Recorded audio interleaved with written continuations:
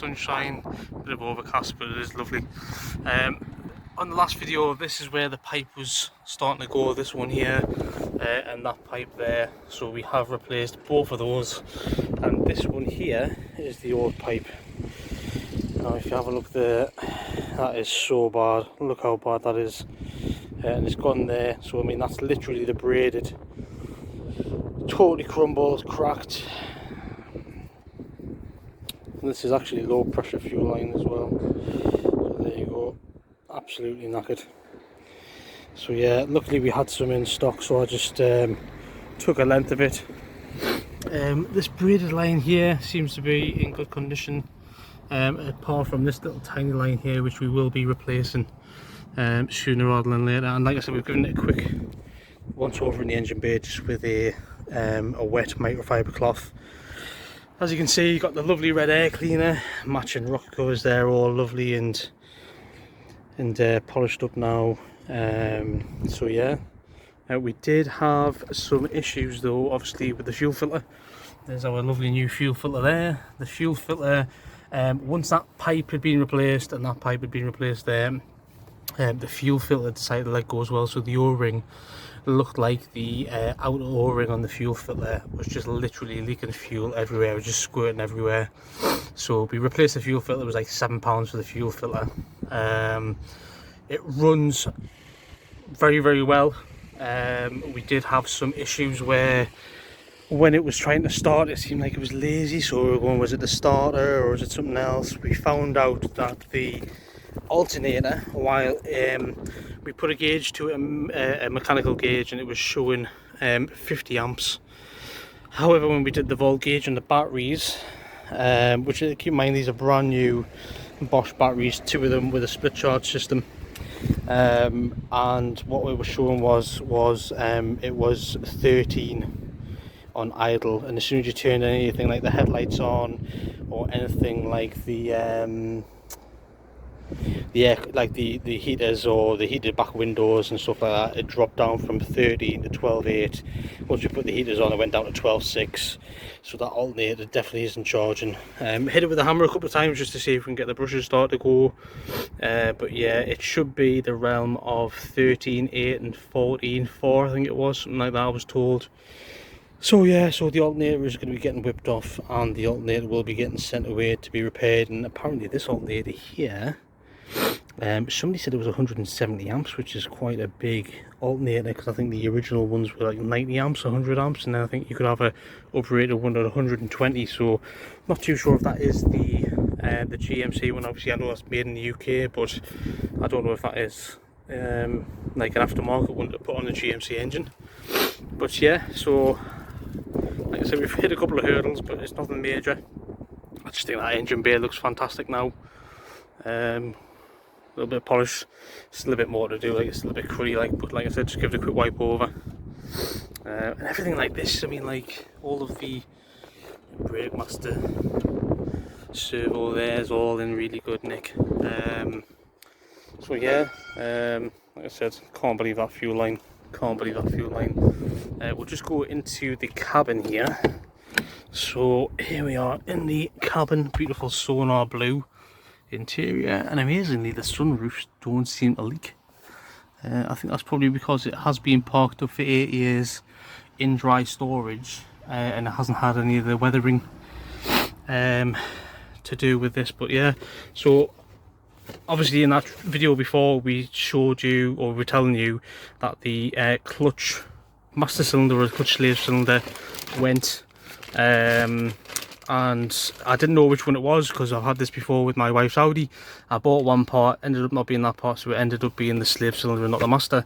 So literally we got the bare Mac clutch slave cylinder. We do have an LT77 gearbox, which is confirmed by the gear knob, and we've also had a look underneath, and it is definitely the LT77, the older 5-speed box. So that's our clutch master cylinder by Bearmac. 3-year warranty on this, and I think this thing was £16, I think.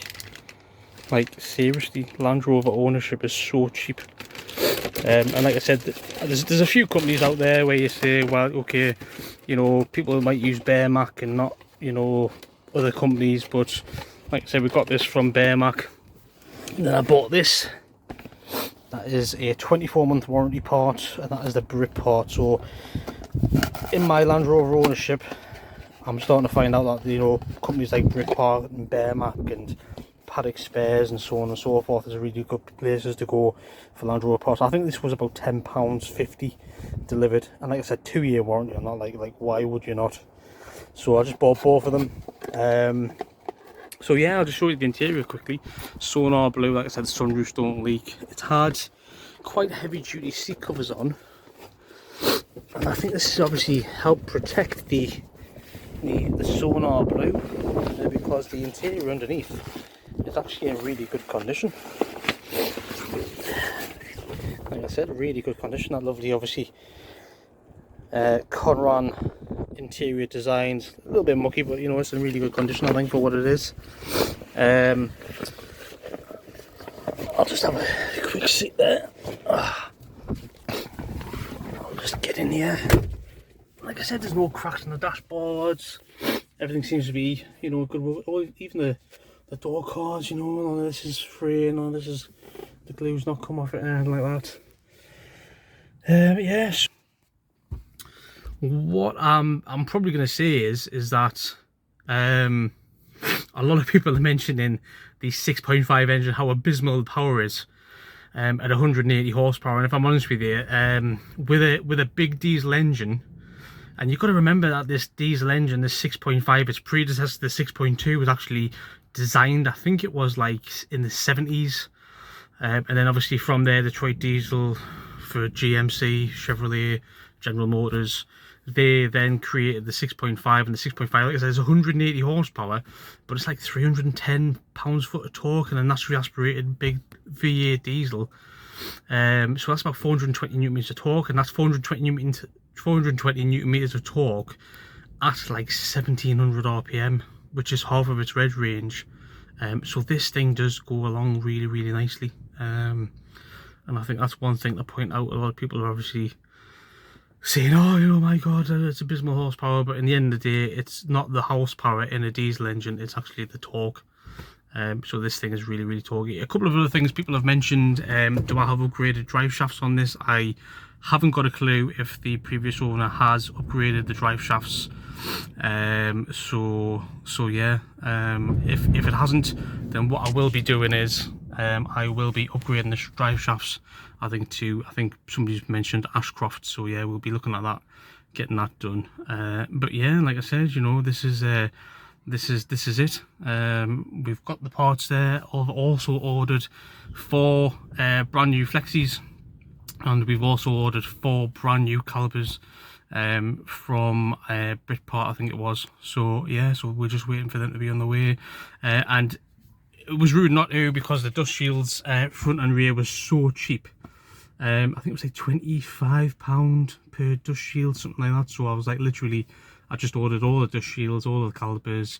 With the caliper kit, it comes with all brand new bolts, so we don't have to mess about with, you know, bolts and stripping threads, because obviously the threads are in the calipers. So yeah, like I said, you know, we're going to go all out on this one. And I think with a barn find or a garage find car, especially one that's been parked up, please be realistic, because I went in with my eyes open, exactly knowing what I was going to be expecting. And you've got to treat these cars as everything on these cars should be replaced, especially things with rubber seals like calipers, like clutch master cylinders, brake master cylinders, and so on and so forth. So yeah, like I said, we are going to be going all out on this one, and there will be an update very, very soon on project 6.5 GMC Disco. So yeah, thanks very much for watching, and yeah, just, you know, please subscribe, like the channel, share it. Like I said, there will be more updates on the forums. I'm part of the Strictly Disco forum on Facebook, Project J, so there will be updates on there. But obviously, please watch out for the videos for updates on the videos as well. So thanks very much, guys, for watching. Cheers now, bye bye.